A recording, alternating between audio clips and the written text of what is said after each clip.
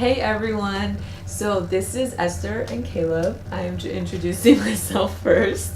Was that a slap? I'm sorry. Was that on purpose? No. Maybe the nerves. I just smacked him. So I'm a little nervous. But that was a real slap? No. Oh, okay. No. I was trying to tap you. What to say? Be interactive. Any counselors watching? So let me start over. Please. Hello everyone. Thank you for joining us.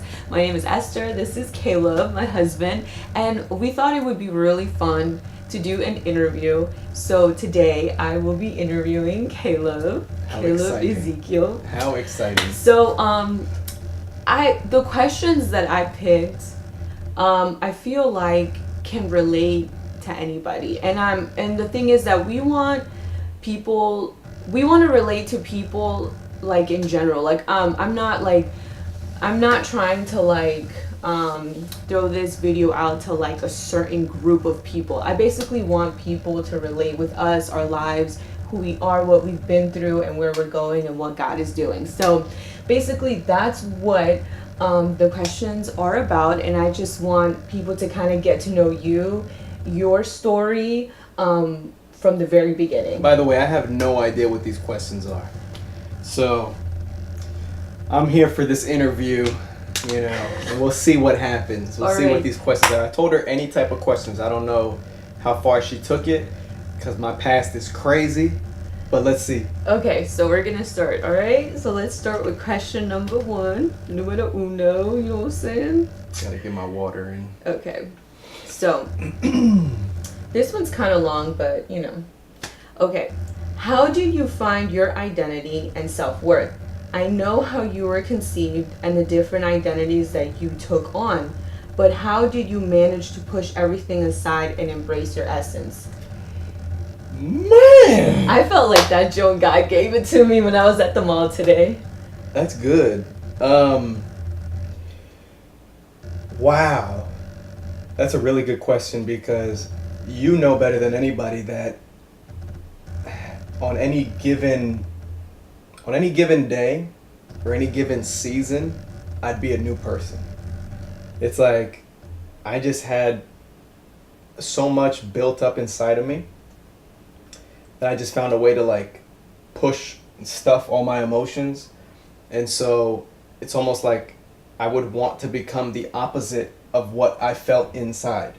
So if I felt like as somebody that was insecure, then I needed to go out and be boastful, arrogant. If I was somebody that really inside I was scared, so I felt like I needed to try and be aggressive. You know what I mean? Like I would try to do the opposite of what I was feeling inside. Mm-hmm. So I was never really in tune with who I was. I didn't know really who I was. You know what I mean?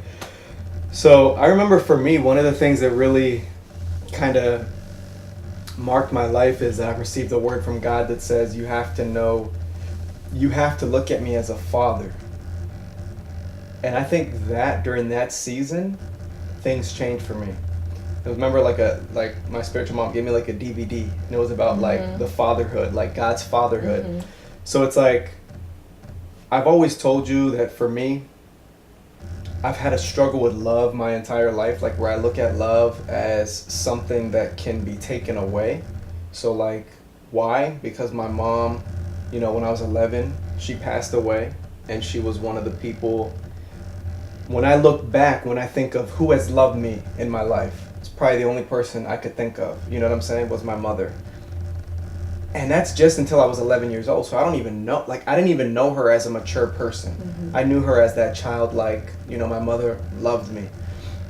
But looking back, I saw some situations that happened with my mom that even had me questioning, did my mom even love me? So when I got about the age of 18, 19, which is about the time you met me, mm-hmm. is when I was questioning everything about life. And I was a complete mess. Because I was literally the one person in the world that I have always said my entire life loved me. I'm beginning to even question, did she love me? You know what I'm saying?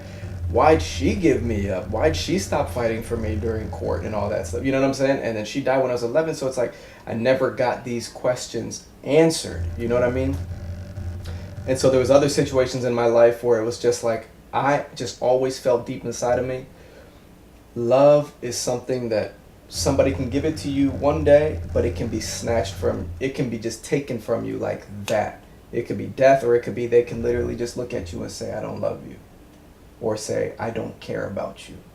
And both of those word things happened in my life. You know what I'm saying? So it was hard for me to look at God as like a father. It's still something that I struggle with to this day. Not like that, but I can get into a season where I'm like, hold on a second, like, could I get cut off? You know what I'm saying? Like, could this love be cut off? And then I have to go back and I start thinking about like, yo, do you remember the condition you were in when God found you? Like, not that it's better or worse, but it's like, if God had mercy on you back then and had love for you then he has love for you now. Because like I've told you before, like, you know, I don't say this as an excuse to sin, but it's like, he knew what he was getting himself into. Like, right. You know, like he knew, like, yo, this kid is messed up. Like, he has called out the demons. He has he's blasphemed. He's cussed at me. He's like, he knows what he got himself into with me. You know what I'm saying? That's not an excuse, but for me, it's more of like like he chose me. Like, it's his love that chose me, and therefore, like, I can come back to him.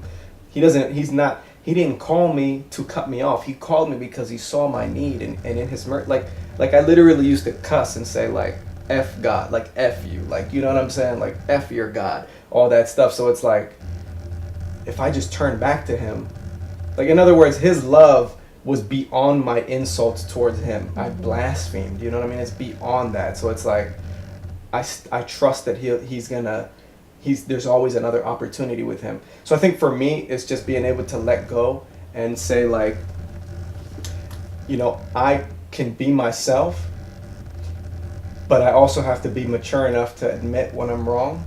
And so there's this freedom. Like, before, what I used to think was, if you act wrong, love will be taken. Now it's like, the love is not going to be taken. But if I act wrong, I actually have the opportunity to make it right with him. Like, I can actually come to him and say, forgive me. In those other situations, it's literally like, you did wrong, you did something I didn't like, I literally am taking my love from you. But with God, it's not like that. With God, it's like, okay, I messed up, but I can actually come back. And his love is never separated. And I'm the one that's separated, and he's just waiting for me to, like, extend my love back to him.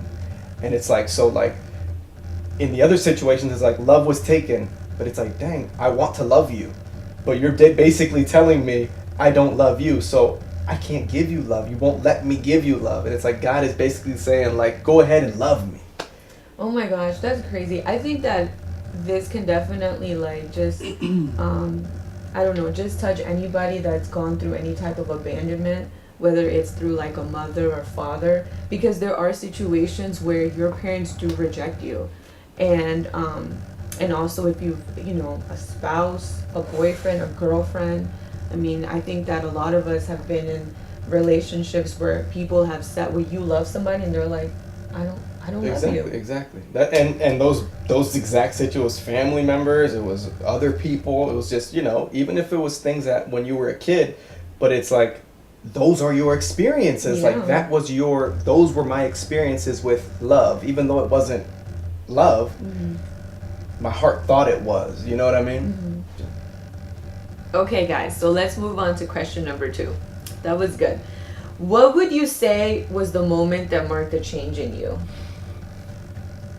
I think the moment that marked the change in me is one, that what we were just talking about, that's not one. It kind of is, right? But the thing that really, like, shifted me and was like, yo, this God exists, was me hearing the audible voice of God. Like, I don't understand. When I say that, I don't know if people understand what I'm saying. Like, I'm not saying, like I felt something inside of me. Like, I'm literally saying I heard the audible voice of God.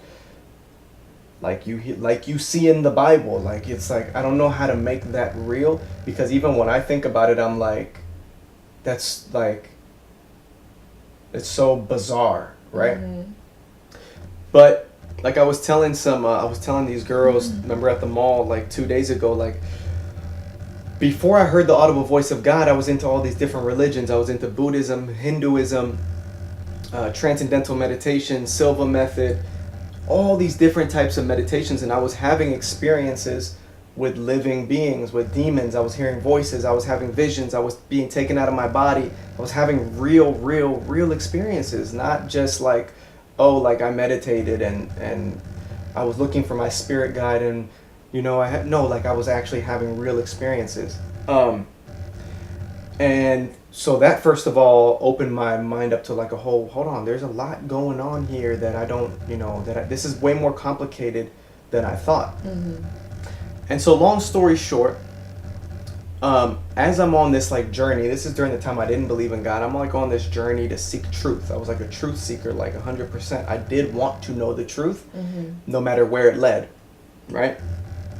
So one time I'm in a Buddhist temple, and I used to go to this temple twice a day, and I loved it. Like, I really loved it, and I had a good experience with the people there, and like, I thought I had found it. Like, I was like, yo, I found the truth, right? So one day we're chanting in this temple, and everybody's saying a phrase in Japanese, and it's the same phrase over and over, and you could say this phrase for hours, right? So we're all saying this phrase over and over and over again, and all of a sudden, I hear in English, clear as I'm speaking right now, everybody saying, including myself, we're all repeating. Instead of saying Japanese, I'm interpreting in English, and everybody is saying, there is no God. There is no God. And I literally stop, and I'm like, okay, my mind is making this up. Like, it has to be, right? So I stop, and I'm listening to everybody, and everybody is literally chanting, there is no God. And I'm like, no, I got to be making this up in my head. So I said, I'm going to speak again in Japanese and join with everybody. And I go, there is no God. There is no God. And I'm like, yo, this is weird.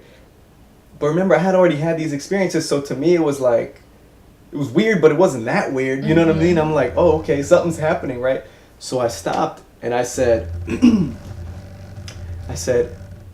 if there is a God, then I need you to reveal yourself to me, because I don't want to offend you. That's literally what I was saying, because I wanted to know the truth. And I was like, hold on, I'm hearing this, there is no God. What if there is a God? I was a skeptic. Yeah. So like, even me being there thinking this is it, I'm like, man, hold up. You ain't gonna trick me. Like, nah. You ain't just gonna trap me. Like, you know how I am. I'm like, you're not about to just get me like that. So I'm like, maybe this is a demon or something. Like, maybe this is something foreign. Maybe this is something that I don't need. Right. And so a couple weeks after that, my sister invites me to a Christian church, and I'm like, oh gosh, I don't want to go to no Christian church. Like, that's whack. Like, I ain't doing no Christian thing. Somehow this girl convinces me, because again, I'm interested in like truth at this point. So I'm like, let me just go. Like, and I'm interested in spiritual things. I'm like, let's see what's up. And so I go, and at one of the times I go, there's this preacher, and he's saying, in the name of Jesus, send angels into this place and fight for these people. So I go home that night, and I'm in my room, and I'm like, well, in the name of Jesus, like, because I had been going for a little while, so I was like, maybe he is real, you know what I'm saying? I said, and I had kind of like made a decision, like, okay, I want this, you know what I'm saying? Did you stop like meditating and everything? I think so. Okay. I think at that point, like, I was a couple weeks in, and I was like, oh, okay, like, I'm kind of interested in this. Like, I kind of want to take this path, right? Okay. I was like, but remember, I had done this with the Hindus, the Buddhas. I was like, I kind of want to take this path, right? And I would just start going. But it wasn't like, I wasn't really fully committed, right? Yeah. In a way I was, in a way I wasn't. So I say, in the name of Jesus, send angels into this room, because I've done all sorts of drugs. I've done all sorts of perverse things. I've done all types of drinking, witchcraft, and I've invoked demons. I've talked to demons. I've had spiritual experiences. Send angels and clean this place out because I want to change, right? I want something new. Yeah. So I fall asleep that night, and when I wake up the next day in the morning, I'm completely backwards in my bed. So where my feet usually are, my head is, and the covers are completely over me. And I lift my head up. I'm like, yo, so bizarre. Like, you're literally, okay, you can be twisted a little bit. You can be on the other side, but who's upside down? Yeah. Right? So I'm upside down. It's like he turned my life around, right? And I was covered. He was covering me, right? Anyway, so I put my head up and I put it back down. And this extreme stillness comes over my body, like extreme, just quiet, still. And I'm just laying there. Straight peace, right? Mm-hmm. And all of a sudden I hear a voice like thunder, powerful, booming, strong, consuming, says to me, before I send you angels, I send you humans. Remember, I just asked for angels. He says, before I send you angels, I send you humans. And this shock wave goes through my body, and I literally jump in the bed, and I kind of like, after the shock wave goes, I'm just laying there, and I'm literally terrified out of my mind, like scared, like a little kid that had a nightmare and doesn't want to pull the covers off. That's literally how I felt, terrified out of my mind, like, what is this? What just happened? And I have this vision of different brothers and sisters of the church that I had visited flash in my, I had a vision of it, of them. And number one, at that moment, I understood there's no one else like this. There's nobody that could have this much power, like literally over me like this. Nobody has this power. Two, he's real and he's interacting with me. You know what I'm saying? Like, he's literally interacting with me, like on a personal, like I'm responding directly to what you asked. Yeah. So it's not like the God, we think of God as like he's out there. Like, I'm like, no, he like stepped, like he came into my life, and it's like, it was a conversation. You know what I'm saying? And so I was like, there's nobody like him. He's real. He's present. He's interacting. And he's showing me that he's involved in my life. Like, you know what I'm saying? He's like, before I send you angels, I send you humans. In other words, like, yo, I've already been here. Like, I'm working already. Like, I'm already doing stuff. You know what I'm saying? You're coming now. You're coming late to the party, like, trying to talk. I've already been doing stuff. And it's like, wow. He was guarding me. Like, you know what I'm saying? He was with me. I remember I received a word one time that said, you should have been dead by now. Yeah. And you were in the car with me multiple times where I was drunk out of my mind, vomiting. He was vomiting driving out the window. and vomiting out the window. Can't drive. Middle of the night, like. Yeah, 3, 4, 5 in the morning. Yeah. And this was the regular for me, weekend after weekend after weekend. Or when you used to freeze up, because you would, go out, get really drunk, and then the next morning you felt horrible. Oh man, I would be like I would be like a dead person. I would literally be like a dead person. I couldn't eat food. I couldn't barely talk. I couldn't move. I would have to be like in the same position. If I would move, I would get like dizzy, vertigo. It was just a big mess. So that moment, and I tell people, I still fell after that moment. The most significant thing that had ever happened to me, and I still I would get frustrated because I came with so much baggage that despite having this intensely unique supernatural thing, the what I had built up inside of my being was so strong that it would just drag me back. Yeah. Drag me back. Like, and that's how I look back and I'm like, yo, I was so a part of this. Like, you know what I'm saying? Like, of the structure of everything, of the world, the way I thought, the way I acted. I was just like, there was nothing spiritual going on in my life.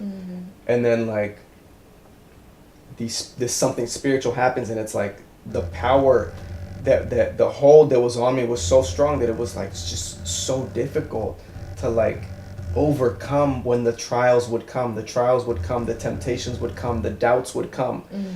And it was just like almost like it was just so difficult. And it took me a process of like walking and learning to resist and learning to grow, learning to read the word, learning to pray, learning to deny myself, to die to myself and to say no when I wanted something so badly. Yeah. Like I was literally having to like kill myself, like, you know, so I was literally dead.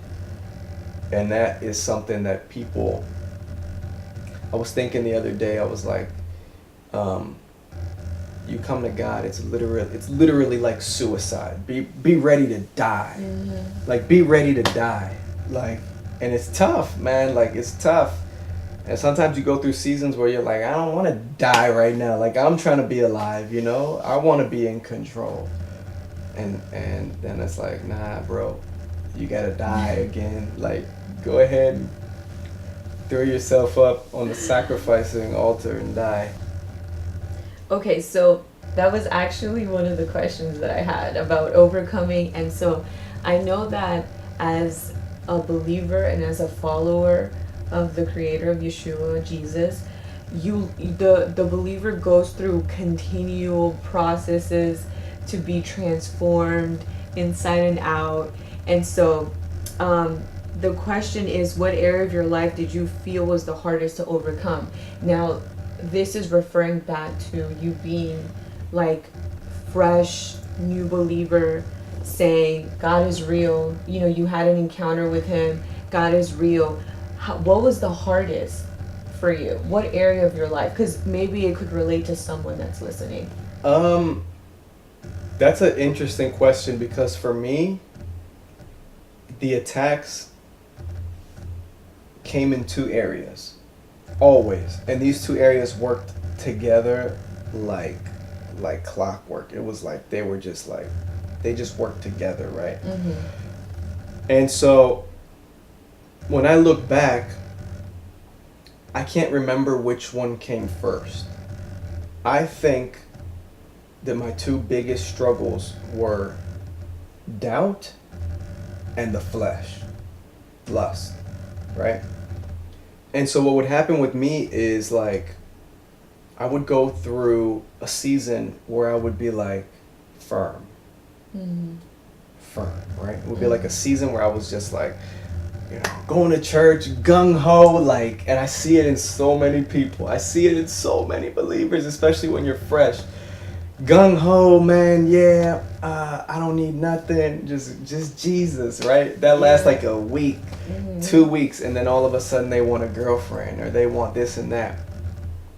And so for me, it came in two. It was like, all I know is I would find myself in this extreme doubt, and then this extreme like, I want to go back to the world. Why do I want to go back to the world? Because God doesn't exist. And since God doesn't exist, I can go back to the world and do whatever I want. So I don't know which one hit first. I don't know if it was the lustful thoughts hit first and then I would justify it by saying that God doesn't exist, or if it was that the doubts would come, I was frustrated about something, and then the lust would come and they would just tag team me. And then all of a sudden I'd just be like, yeah, it's time to go back. You know what I'm saying? And I would literally find myself drunk. I'd find myself at the club, find myself doing something. But we were talking about this yesterday, was like, or the day before, where sometimes I would like go back to the world, you know, that's how people say it. And I would be like talking to somebody about God. I remember there was a party I was at, and I was drunk, giving people my testimony that I just gave about hearing God's audible voice. And people are just looking at me like, yo, like, what is that? I remember another time I was at like I was just chilling with a couple dudes, and everybody left, and it was just me and this dude. And I tell him my whole story. Him and his friends were Muslim. He's like, yeah, man, I believe you. Like, and he was like listening to what I'm saying, but I think we were crunk. And so it's like, it was like no matter what, it came to a point where I just couldn't run away from it. Mm-hmm. It was like, man, even when I'm drunk, like God is like on my tongue, like Yeah. it's like I just couldn't shake him. Mm-hmm.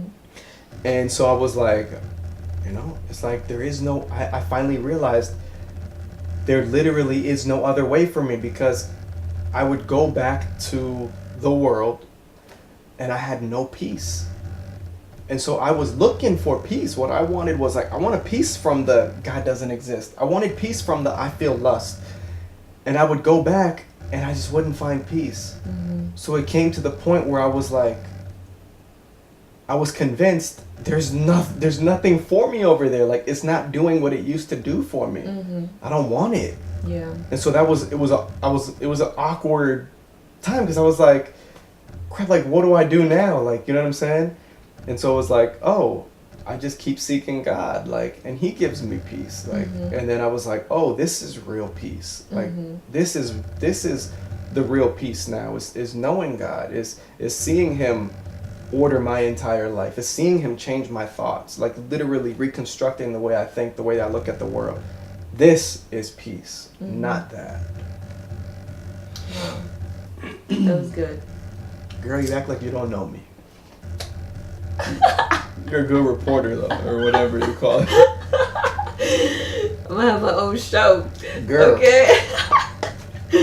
So the last question is, okay, so the reason why I picked this question is because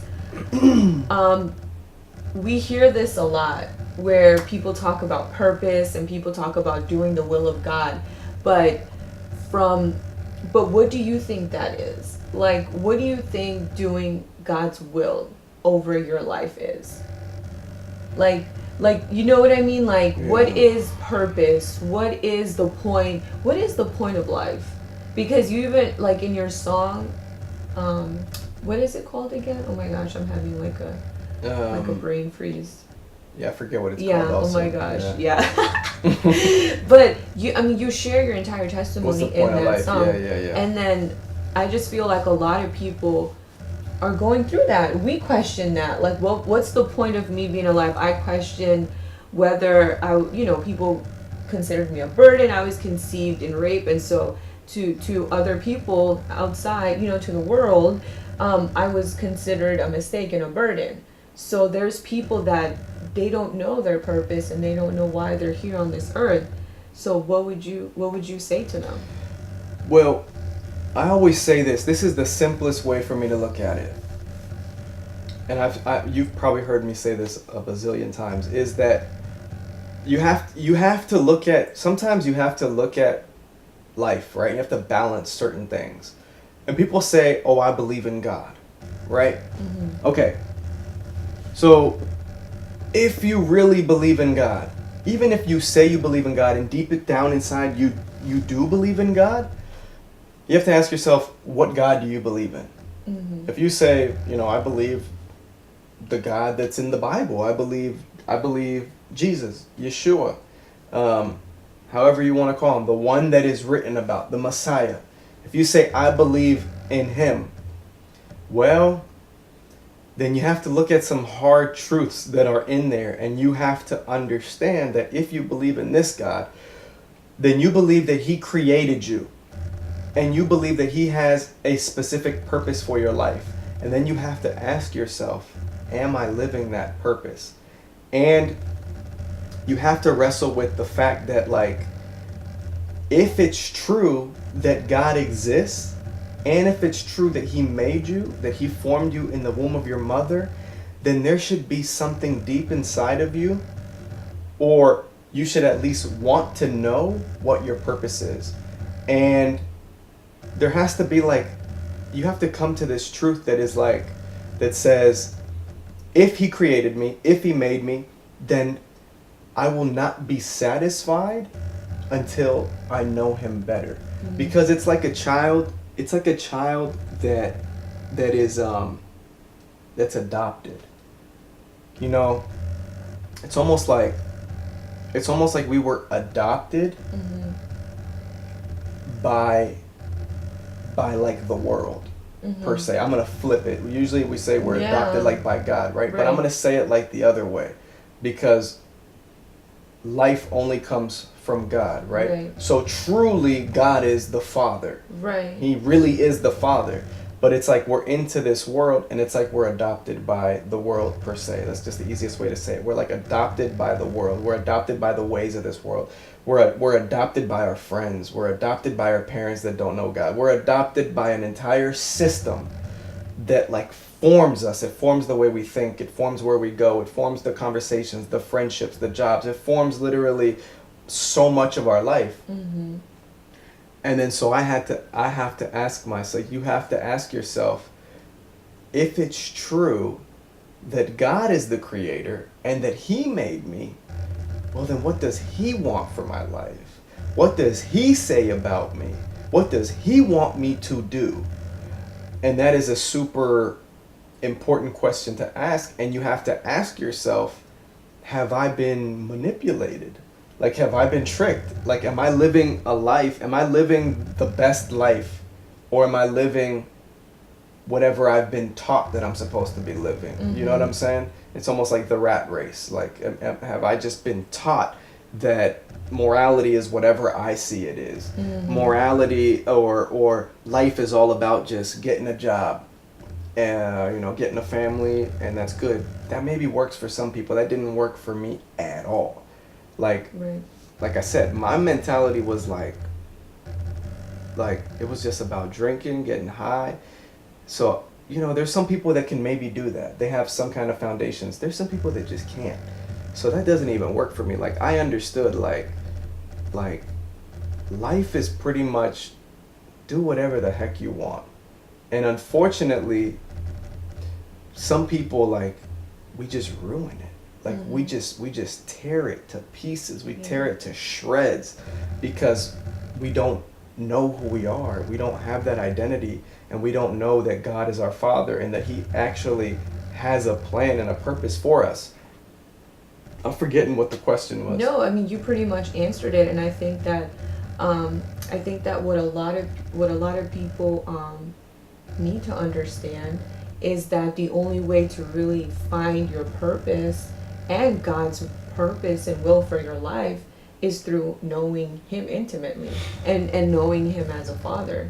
That's right. Because I think that that's generally the only way. I mean, if we look at Christians, or believers, and a lot of us are taught by our spiritual leaders and stuff like that, but it has to get to a point where the believer does have to mature and does have to have a personal relationship with God.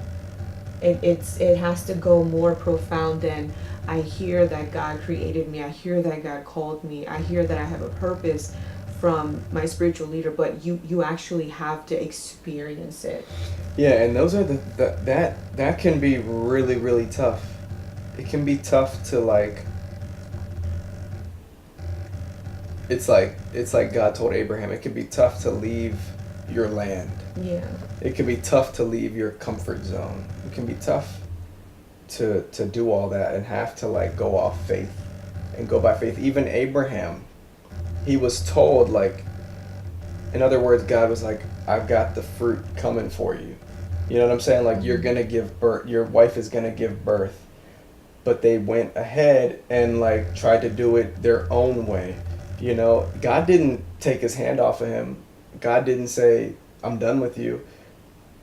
But they had to learn they had to go through some really hard situations, and God used it at the end of the day. He brought it all together and used it. But even to get there, Abraham had to leave his comfort. Yeah. So it's like, you leave your comfort, that's one thing. And then there's a whole nother journey coming after that. But it's taking that first step in okay, God, I'm going, I want to grow, I want to see everything you have for me. I'm going to take the step. I'm going to move out. I'm going to go and do what you want me to do. But it's that's not the end of it. That's just the beginning of Abraham's life. You look at it from that point on, it was yo, you don't even know anything about his life before that. Yeah. They didn't start until he left. You know what I'm saying? The story, that drama didn't start until he actually was okay, God, I'm I'm going. Like, you know what I'm saying? I'm going with you. And then so eventually it was like, yeah, but now comes times where you're faced with like making decisions and trusting God and how do you do all that? And it's, you know, we're going through these things where it's like, yo, this is, some of this stuff is new, like, you know, and it's always gonna be new. There's always going to be something new. Like Moses had situations all the way to the end. Like, you know what I mean? He couldn't even get into the promised land. Like, it was like there's always something. God is always working on you. He's always lifting you up, correcting you, telling you go this way, and you're just like. But it's funny because, like, you don't think that. I don't know about you guys, but when I first gave my life to God, I didn't think that was part of, like, you know what I'm saying, part of the plan. I don't know how to explain it. Like, you think, okay, I have God in my life, everything's gonna be really good. Mm-hmm. But there's moments in your life when you go through stuff that's extremely heartbreaking, and those things help us to be processed and to just to change. God changes us, and then we know God more intimately through that. And I think that like I was saying earlier, eventually you get to a point where the temptation to leave God comes. Mm-hmm. But he has so much mercy, grace, and just patience with us, because it's those are the fruits of the Spirit. Like, he has all that, right? Yeah. So it comes to a point where he finally allows you to overcome. And people, I think, and myself included, I gave in too quick. I gave in too fast. Mm-hmm. Like, it's like sometimes you find yourself repeating the same things over and over. You go through these cycles, through these processes, and you're repeating the same thing over and over and over again. And sometimes it's a matter of just putting your foot down and being like, no, I'm not going through this again. Mm-hmm. I'm not going to repeat the same mistake over and over and over again. I screwed this one up 5 times. Number 6, I'm not going to let it happen again. Yeah. And I've had to learn the hard way on that sometimes, where it's like, you know, it's like, no, sometimes you just got to stop and you got to stand firm and you got to say, no. I don't care how deep the desire is to leave God. Nothing is going to satisfy me. Yeah. And you have to give up and you have to give in. That was really good. Good job. We got a couple cuts in here and there, you know, but anyways. Thank you guys for watching. We hope that you guys, you know, received anything from the Eternal, and we'll see you guys again, God willing, in our next video. Yeah, God bless y'all. I think I'm gonna interview this lady next time, so we'll see if God gives me some good questions, some tricky ones. All right, so God bless y'all. We'll see you soon, God willing.